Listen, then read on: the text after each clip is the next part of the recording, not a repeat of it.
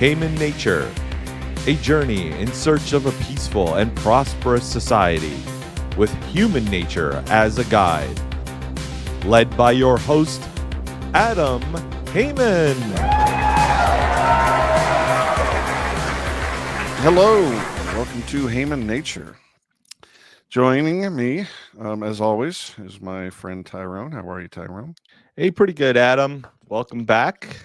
Thank you so much. I just got back from the Libertarian National Convention in our nation's capital, Mordor, the District of Columbia. And you said to me, hey, buddy, what was that like? I got questions. And I said, well, let's record it and make a show out of that.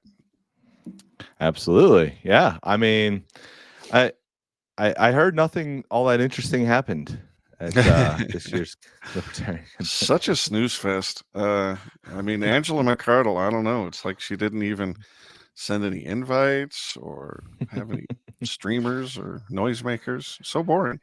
Yeah. So, I didn't go to the convention. So I want to hear all about it. You're obviously a member, or for those people that don't know, you're a member of the Libertarian National Committee. And so you have a little bit of an inside baseball type of perspective on a lot of things, but you also attended the convention as just a delegate, a regular sort of convention goer. So you can kind of speak to both sides. And I think by now, anyone who's interested in this sort of thing has seen parts of the convention, whether it was some of the speakers that were there, or some of the reactions to it and things like that,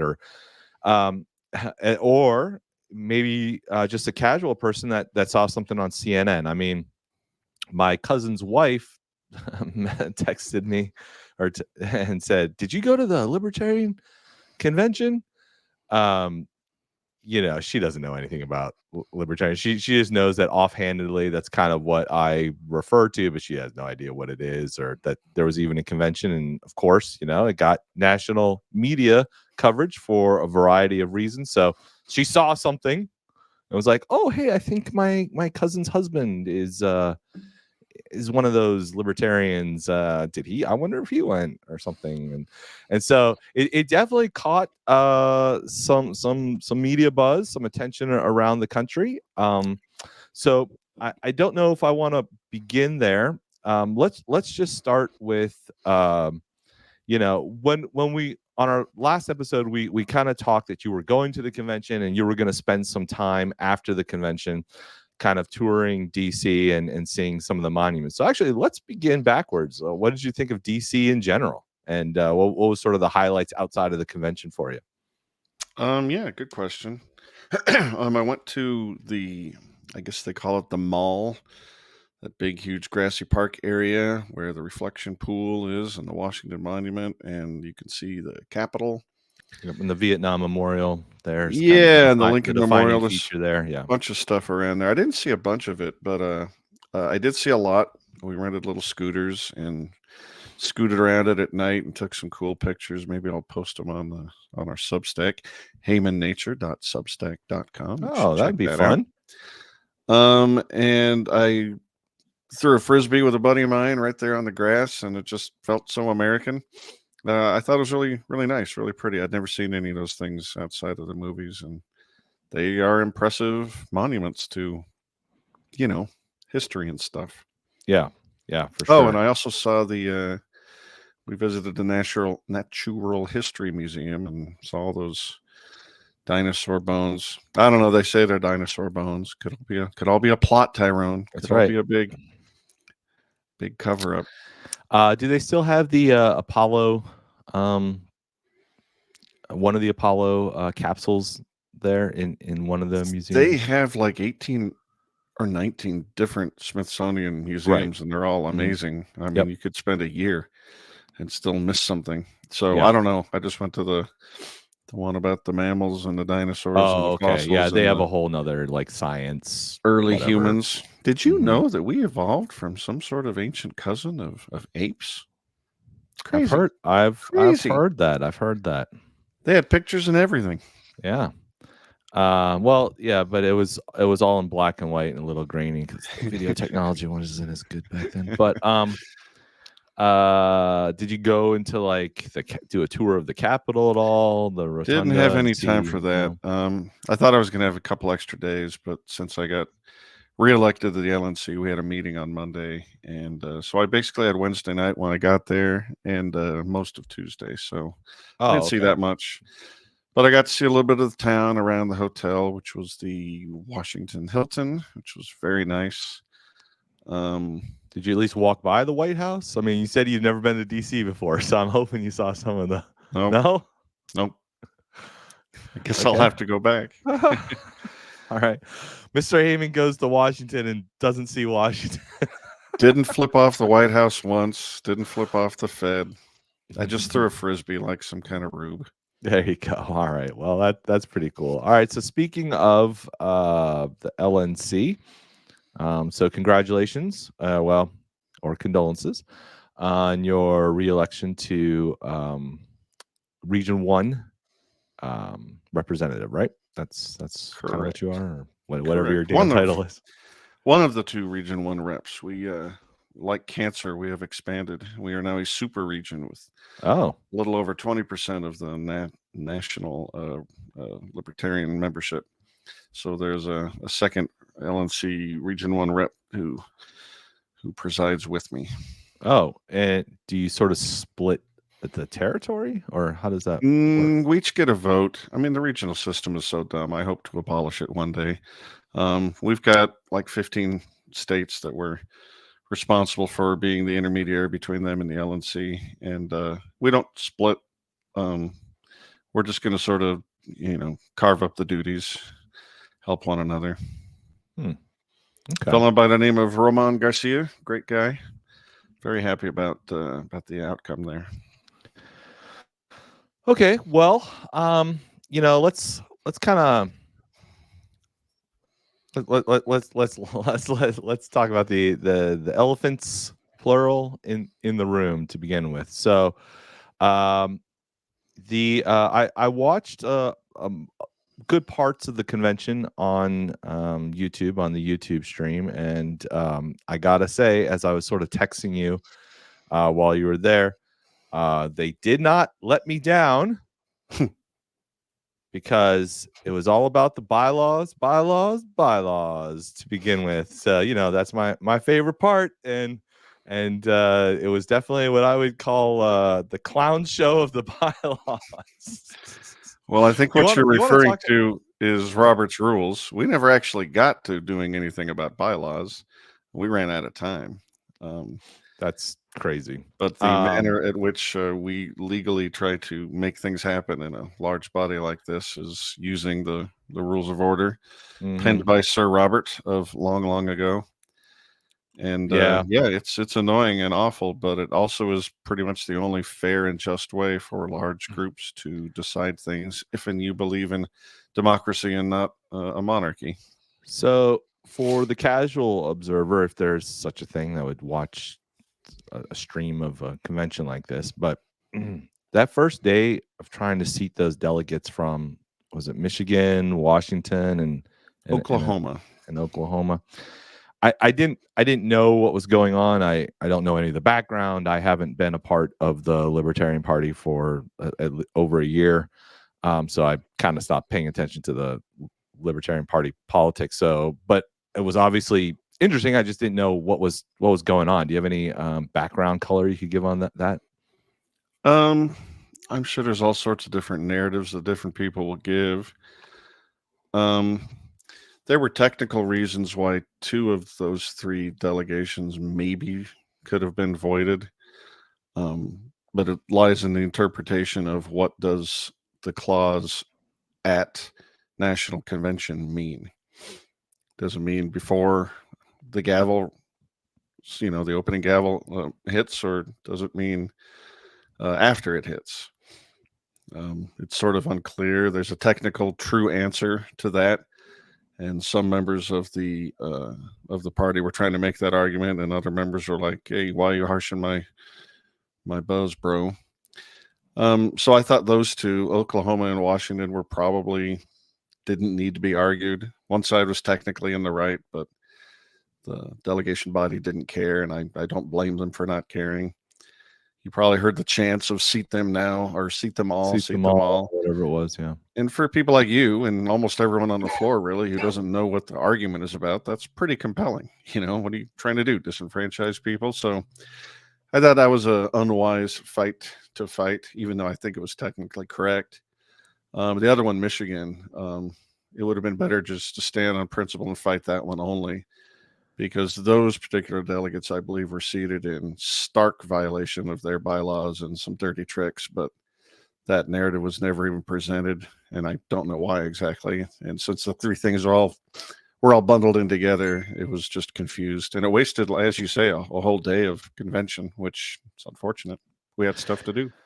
So, Adam, walk me through the process, because this is what's confusing to me, and maybe I'm not asking the question the right way. So at each state convention, like here in Minnesota, you prior to the national convention, you go to the state convention, and there the people elect who are going to be the delegates and alternates that go to the national convention. Yes. So in my mind, in theory, this list of names has already been voted on, decided, determined, submitted to the national committee convention, so that you should just literally show up, go to a check-in desk and say, "That's me, give me my name tag," and go on in. Like what I don't understand, like what is going on? What was being done? Like, aren't all the people already chosen ahead of time? I don't get it. Well, in a healthier party, it would work exactly as you think. But we are small, and not every state is as well attended as yours is, Minnesota, where you probably did actually fill up all of your delegates and alternates and just submitted that list to national. There was probably no trouble with yours. Okay. There wasn't any trouble with ours either, except our state convention was attended so sparsely. We only barely filled up our delegates and didn't have any alternates to speak of when we filed our initial list. Later on, we went around and scrounged up some other names for people that we could seat as alternates if we needed to, and amended our list. So again, we didn't have any credentialing problems. But some people screw up that process or do it in a manner that's in violation of their bylaws, or in the case of Michigan, actually try and steal a delegation, for lack of a better word. And again, I understand that the truth of that statement I just made is up for contention. But anyway, if we were a healthier, larger organization, it probably would be less contentious. I don't know, what other parties look like, if they're better or worse. But So if you're basically, interested in some sort of if there's a rivalry, there might be a political fight to be had about which delegates with which ideologies in their heads are actually seated. That's something you could fight about if you wanted to fight. So part of the problem is, so it seems like the problem is twofold. One, a certain state, maybe a small state, like, I don't know, Iowa or whatever. In this case, it was the ones we just mentioned. But if you have a small state and there's not a lot of people in the state to begin with, population wise, so you're not going to have that many libertarians. And then how many of those people travel to go to their state convention, Right. pay the money for the hotels and the convention fees, and then of those that do, a lot of them don't want to be delegates or pay the money, because you have to now spend money to go to Washington, D.C. and the hotels and the airfare. And I mean, all that stuff's expensive, right?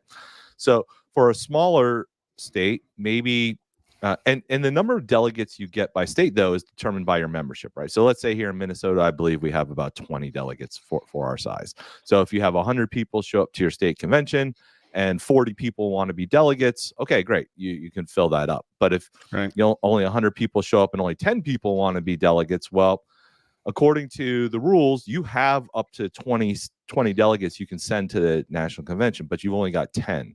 So now what you're saying is, when you get to the convention, then there's this other weird thing, which I've never quite understood. So maybe you can explain it to me a little bit better.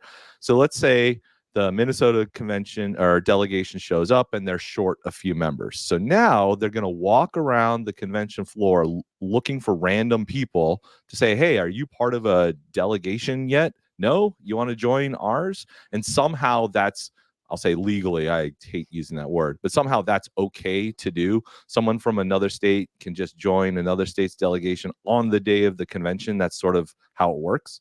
Walking around the convention floor, that's one way to do it, I guess.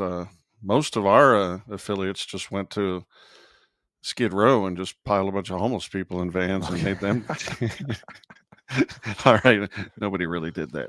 But yes, this is, again, in my opinion, a function of an anemic party where you have to sort of fake it to try and make it like you have actually 50 affiliates. It used to be worse when the party was smaller, and a lot of state bylaws, state affiliate bylaws would say that you could have members from out of state come to your convention and vote and be delegates. But as we're growing a little bit, that's becoming less and less of a thing. But it still is the case that people don't show up with enough. So yeah, there's some, it's not horse trading exactly, but people fill their benches with willing participants from other states. And that's probably the sort of thing that would be stricken from state bylaws as they got bigger and healthier, and it wasn't a thing. I mean, it strikes me as wrong in the same sort of sense that it's striking you wrong right now. You know, what do you mean the famous Dave Smith was one of our alternates, and as some guy had to leave, he got filled in. So Dave Smith of New Jersey, formerly New York, was a voting delegate for Nevada in the large part of this convention. Yeah, which tickles me quite a bit, but it also strikes people as wrong. And again, it's a function of trying to fill the seats required of the body and just not having enough bodies. And as you mentioned, a mitigating factor is the fact that this one was held in DC, and a lot of people just don't want to go there. It's very expensive. Some people libertarians especially have a knee-jerk hatred of the place, perfectly understandable. And so, yeah, a lot of people just didn't want to go.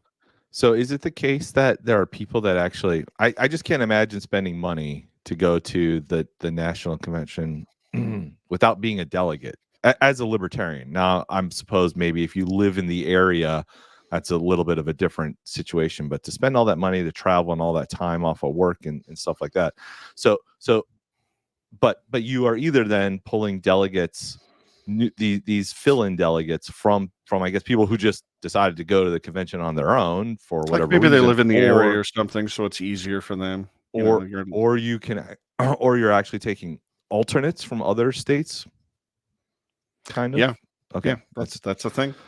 All right. Well, and then in the case of Michigan, Washington, Oklahoma, whatever, each state party, which also seems a bit convoluted, you would think that the bylaws among the state parties would be a bit more uniform. But what you're saying is each state's Libertarian Party has their own set of bylaws, and those bylaws have different ways of assigning the delegates. Yeah, I wouldn't want that to change. We're a decentralized political party with a political philosophy that favors decentralization, much like the original Constitution of the United States. It's not a bad thing that each region, each state has its own method of selecting it. It just has to be sensible and something that can be checked. Did you follow your bylaws or didn't you? So I don't have a problem with that. And this is a kind of a weird question for a guy who grew up a libertarian, but why are there different state parties? Is that sort of just like the way the American political system works, that each state has to have its own? Well, the Republicans, the Democrats have their own state parties in each state, right? So you need that, I suppose, to run gubernatorial candidates or state house candidates, right? So you and mayor, and sheriff, and county commissioner. So each state, because we have this sort of federal system, needs its own party, which is then part of the national party. I don't know. It's very convoluted. It needs to be, and it should be even more. Like a healthy state affiliate should have a robust system of county affiliates underneath it, because in a big state is one organization located, in the middle of a state that takes 9 hours to drive from one end to the other. Is that really going to be effective in doing local, pressing local matters of campaigning for local candidates? So yeah, you want a decentralized structure. If the county is big enough, maybe you want to break it into smaller regions if you've got enough bodies, because the rubber meets the road in a localized way. And what national thinks is never going to be super precise for what is needed in Elko, Nevada, for example. What the hell do they know? So you want the most powerful and robust aspect of your political party to be as close to the local as you possibly can. And if it's further away than that, then again, it's a sign of an anemic party, a weak one. So the whole first day was essentially wasted by just trying to seat delegates. The entire agenda was screwed up. As you said, things you didn't even get to bylaws or platform type stuff. As an LNC official representative, do you have any recommendations for how to prevent that from happening again? Is there a process that could be put in place somehow to make sure, to get this credentialing thing done ahead of time? So that, again, you just show up, you check in at the table. A whole lot of work was done ahead of time. Credentialing did its job. There was a fear there the weeks leading up that maybe it wouldn't. But no, the Credentials Committee did their job. Everybody was pre-credentialed. But that doesn't say anything. That does not preclude anybody from going to the floor, going to a mic and say, I object to this and that and the other, and, passing a motion to take care of that objection. And you need to use these Robert's Rules of Order to deal with any objection that comes up. And if you don't do that, well, then you're just steamrolling the process. So I think National could encourage every state to tighten up their bylaws so they're not, they're not in error. They're accurately describing what you actually do, what you intend to do, so that nobody can come around and pick them apart later. Well, you actually did this before convention, not at convention, and so these people aren't valid. Blah blah blah. But there's going to be some amount of fights no matter what you do. But yeah, it can be mitigated a little bit. And the process for selecting the president is just multiple rounds of voting, and that took forever because this was a very tight. We'll get into it later, I'm sure. Yeah. But you could simplify and save a whole bunch of time. It might not be as entertaining, but you could do the same thing by just doing ranked choice voting with a single ballot, and then all of these runoff things would just happen in the wash. There's reasons why people might not be as satisfied with that result, but it would be the same thing minus some horse trading, and it would be so much faster. So yeah, to me, the two major problems with the convention that just made it a real shit show, and to me, it's just like, well, here we go again, was credentialing on day one. So to me, if there's no real way to just get it buttoned up, Loctite before the thing even starts, so there's none of this, then I think your only solution is to extend the convention by an extra day and make day one credentialing day. Right? And however long it takes. And if it takes 1 hour and everybody's credentialed, awesome. You break and you go have fun. You go tour whatever city you're in and come back and start the convention. But that way you're built in for 10, 12 hours of, continuous debate. As the economists tell us over and over and over, there are no solutions, only trade-offs. That's right. I believe I'm with you. I think they should make it 4 days as well. Yeah. But the trade-off is that even fewer people will now decide to come and do it because you have lives and jobs and families. And so what are you going to do? Yeah, I don't know. And then the second one, as you just mentioned too, which, we're going to get into quite heavily here, is the election process for the candidates. That was just wow. We'll get to it here in a second. So, all right. Well,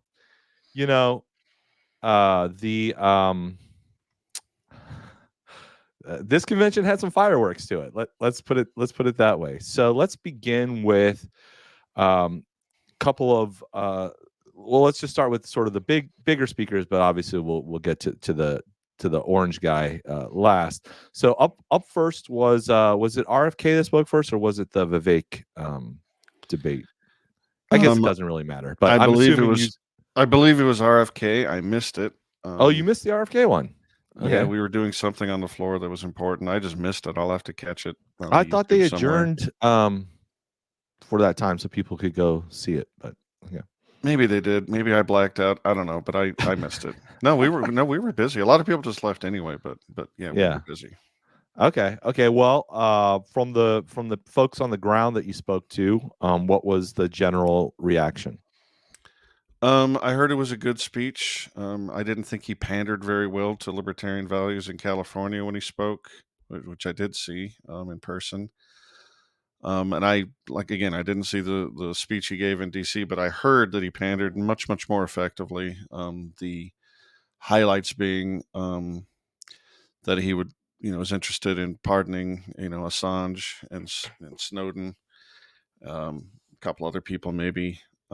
But it seemed like he had better advisors giving his speech. And in a lot of ways, he has some libertarian values and instincts. But again, go read the man's, issues page on his website.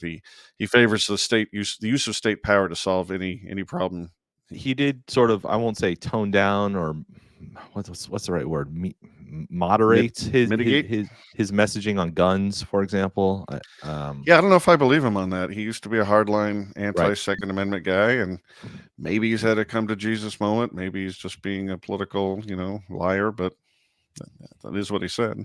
He seemed to moderate his position on abortion as well, which I thought was I haven't followed that, but I know you're right. I saw the headline. I don't know what it was before, and I don't know what it is now, but I do believe that. I mean, maybe it's just a thing of him getting some pushback and finally thinking more clearly about it. But I don't know. A guy at his age, which is almost 70, it seems a little weird to change your mind about something so deeply personal. I mean, aren't the Kennedys Catholics? Doesn't that sort of cement what your opinion is? Yeah. Now there was a delegation there that called themselves Libertarians for Kennedy.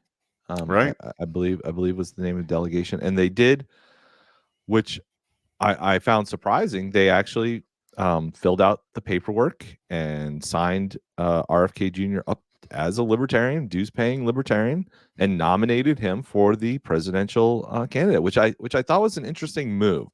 Do you think that Kennedy was seriously trying to do that? Because he's trying to take any opportunity he can get get ballot access on 50 ballot states. access costs millions and millions and millions, and he has already gotten himself on the ballot in various states, under a different, teeny tiny political parties' names who happen to have ballot access and don't have a great candidate.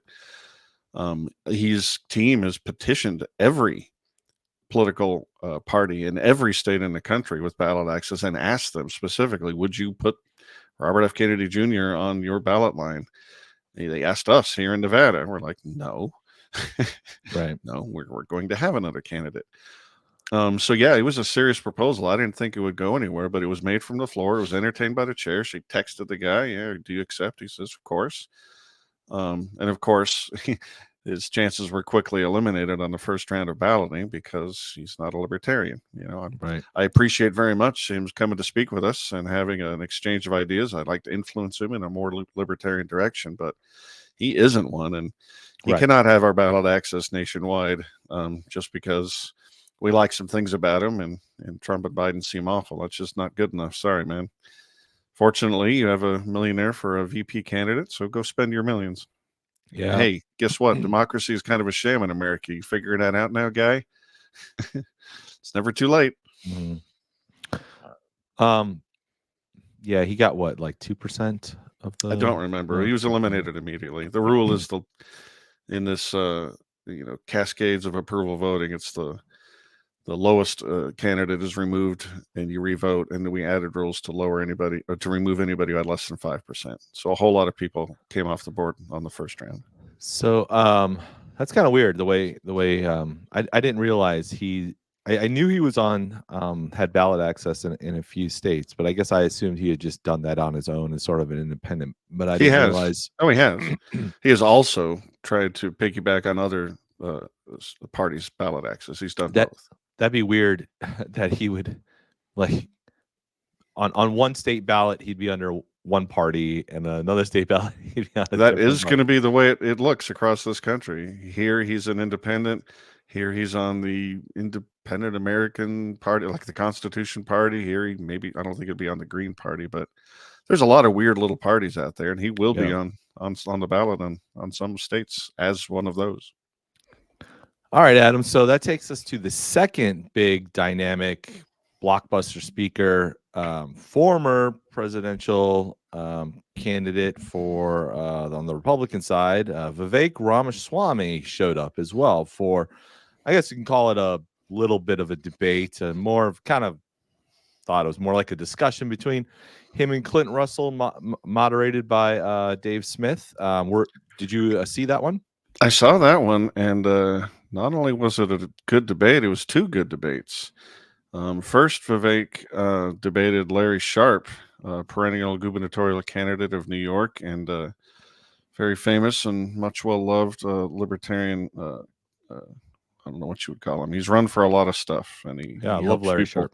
Yeah, he's the best. So Clint and Larry debated first for the privilege of who would face off against Vivek, and it was great. I thought both of them presented themselves really, really well, and I think the voting about who the straw poll reflected that. Clint just barely edged out Larry, and then Dave Smith moderated the debate between Clint and Vivek, and he really did a great job. Vivek was amazing. He was pandering to the LP, which he knows how to do well. He knows our language. You know, he's studied what we are, even though he isn't exactly what we are. And he was shilling pretty hard, it seemed, for Trump. I mean, not just it seemed. He was shilling pretty hard for Trump. And Clint pushed back in all the best ways.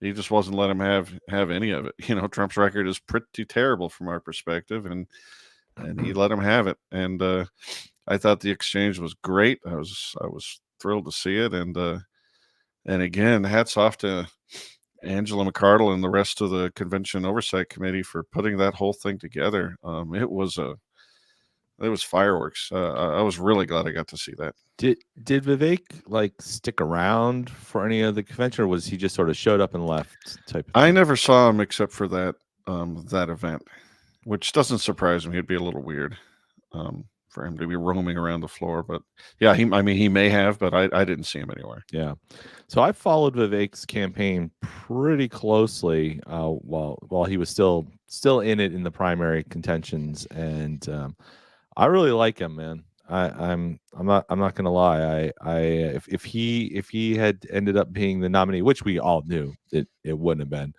I could have been persuaded to follow him along. I mean, is he a libertarian? No. Is there topics probably going to disagree on? Yeah, there's going to be some significant ones, but compared to the rest of the bunch, including maybe who the LP ended up with, I don't know. Well, I thought he was a bit superior. So what do you think were the highlights of his talking points that you agreed with? And then I'm going to ask you, what are the points that, would really prevent you from getting behind a guy like Vivek? Well, like you, I followed the Republican primary, and also like you, Vivek Ramaswamy was my vast preferential pick of that field. I mean, admittedly, it was a pygmy fest of wretched candidates, and among them, a guy who's even remotely libertarian-ish like Vivek Ramaswamy is going to look like a giant, and he did. But he wants to prosecute the drug war militarily by by drone bombing and possibly invading Mexico. That's not quite right, sir. No. Honestly, it's been so long, I don't remember the exact specific policy problems I have with him, but he's not a pure libertarian. He has state solutions for problems, and the drug war was just one of many. And when he was shilling for Trump, he was backing all sorts of Trump's problems. The tariffs and the national protectionism, which doesn't make any sense. From a libertarian perspective, you handle the problem of jobs being outsourced overseas by not regulating our labor into being affordable. We with our capital allocation, we could have the most productive labor force at the best price, but it's regulations that destroys that whole thing, and you don't solve that with a tariff. That's just counterproductive, and I'm sure there are others. And I'm sorry, I'm in such a fugue from the convention. I don't remember the good things Ramaswamy said, but it was just all the usual stuff. He does know, he knows how to speak to free markets and free people, and decentralization when he means it. He's just not, since he's not principled, it's just tough to believe a guy like that. You know, when he was saying things like, you know, I'd abolish the CIA, the FBI, all all those 3-letter agencies, like, hey man, that's great. I would Oh, but he doesn't I would say that. take that. Oh, but he doesn't say that. Doesn't He say it very anymore. No, he Yeah. doesn't say it at all. He's very slippery. What he says is, as the commander in chief or the leader of the executive branch, I have the power to do. I can't fire any one specific person, you know, because it's a contractual problem with the union or whatever. But I can make mass layoffs. That's the thing I Right. could do. So I could raise these agencies. And then he gets very slippery with his language. You know, I could obliterate them and start from scratch. Well, okay, what does start from scratch mean? Mhm. You know, it's not like our problem with the FBI is, you know, the decor of the building. It is the, you know, the way they have the ability to use power over the citizenry. You know, so if you don't have a very specific, what does start from scratch mean? I don't want a brand new Death Star. I don't want a Death Star. Right. And Vivek is like that. You know, he never lies. I don't think. Not a noticeable one anyway, but he leaves himself a lot of wiggle room. Like he's a good politician that way. I think to quick go back to the RFK Jr. speech. I believe he said something like, which is shocking coming from him, but he said something like, I know, you know, everybody's lost faith in organizations like CIA. As president, I'd bring back the trust in the CIA. I'm like, what? What? Is he just saying that so he doesn't get a bullet in the back of the head? I don't think so. I think he speaks in broad platitudes. But B, he's sort of in, you know, he's of that boomer generation who just thinks if we would just get the right people appointed to these positions and staffed with the right people, you know, we've lost our way, but it's a corruption problem. You know, it's not a systemic problem. It's not that the power corrupts, it's that the wrong people are in charge. He really believes that government is the thing that can solve most of society's ills, or maybe he doesn't think that, but a large percentage of society's ills. And so we just need to get the right people into the halls of government, and then everything is platitude. It'll all work out if you give me the power. And I believe him in the same way I believe Vivek Ramaswamy means well for the country. They don't come off as liars to me. I just think that RFK Jr. in particular just has the wrong view of what government is for, and it will corrupt him like it will corrupt anybody else. And the systemic incentive problems exist with a monopoly power base, and it doesn't matter who's in control of that. Yeah. All right. So before we get to the headline speaker, let's talk about up to that point. What was the mood on the convention floor, especially after those two speakers had come? So you were there. Give us your perspective of what it was like. What was the energy like? What was the room like? I mean, before Trump, but after the other two. Right. Yeah. It was so mostly now positive. we're what, in day 2 of the convention? Yeah, people have settled down a little Saturday bit. afternoon. And the people who thought it was a great idea to invite all these people still thought so. And I think most of the others who were just reflexively screeching that you don't have libertarians at a libertarian convention, I think they were kind of over it, because I think everybody thought that the other two things had gone pretty well. And they were amped up to, you know, see whatever was going to become of the Trump speech, which people definitely had opinions about, which is good. I mean, he deserves a strong response depending on what he does, and he got one. So like, describe for us though the room. Like, was there a ton of media there? Like give me the layout. Well, yeah, that's a story. It was a decent sized room. I'm bad at counting, but somewhere between 1,200 and 1,500 people could probably fit in there. We were doing convention business on the floor, and then we stopped with like 2 or 3 hours before he spoke to give everybody time to get up there, because you got to get through Secret Service and stand in line, and that took forever. And to our horror, when we were finally let in, Secret Service and the Trump team had let in, I don't know, 100 or a couple hundred just MAGA supporters sitting front and center in the seats that were reserved specifically for delegates and alternates of the Libertarian Party, because whose goddamn convention is this? So that caused a huge kerfuffle. And in fact, hat tip to Angela again. She almost shut that whole thing down and told Trump to just go the hell home. Because we're obviously what he wants to do is stack the deck for the Right. TV cameras and just have supporters hooting and hollering and tell him how great he was. Yep. But Angela says, you move your people all the way back, or you can just go home. You can just go to hell. And so they did. And so they filed us in, and the delegates took the premium spots, and the MAGA supporters moved to the back, although they were still, plenty visible in the camera and loud, but in the back. And then it was just a packed house. I ended up a little claustrophobic, so I sat way in the back and actually didn't even see him directly. I was looking back through the projector screen, so I was seeing what the video feed was seeing, which is interesting. But it was a lot of buzz, a lot of excitement. The speakers that came out ahead of time were great. Notably Dave Smith, who gave a great 5-minute admonition that, we invited this guy here. Maybe nice to act like adults and not just to throw feces at him like a bunch of wild monkeys. But we did what we did because we're libertarians and you can't organize us. Well, before we get into that, so any other parts of the convention up to this point that stuck out to you?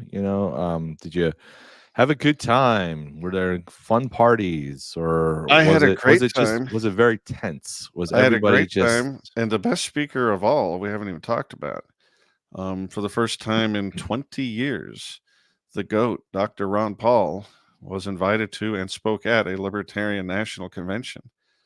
It's an embarrassment that hadn't happened for 20 years. And so he got to speak to the hall, and it was great to see him. It was great to hear him. I had a great time in the convention, as long as the days were. I met a bunch of great people, drank a whole lot of lovely alcoholic beverages, and there were parties, and I loved everything about it. I would highly encourage people. Not only do we need like-minded folk who might listen to a show like this, but if you join your state party, you will meet people you like. You will be part of a movement that's important. And you too can make yourself elected as a delegate and go to national and have a great freaking time. I mean, it was a party. It's like being on a cruise for a week. So when did Dr. Paul speak? Did he close the convention? Was it? No, he didn't close it exactly. And again, I'm in a fugue state. I think it was early Sunday or maybe early Sunday afternoon. I think they gave him 45 minutes or something like that. So it wasn't like he closed it down, because it didn't close until super, super late, obviously. Because Sunday night, finally getting into the presidential and vice presidential nominees, which we'll discuss later, that just took forever. So yeah, early Sunday afternoon, I think. Okay. I think we're gonna cut it here for part 1 of our convention recap. Let's pick it up on our next episode, and we'll pick it up with the big orange guy. The big orange guy. All right. And see where we go from there. Thank you very much, ladies and gentlemen, for watching. And yeah, check out next episode for the great orange thing that came to the Libertarian National Convention in 2024.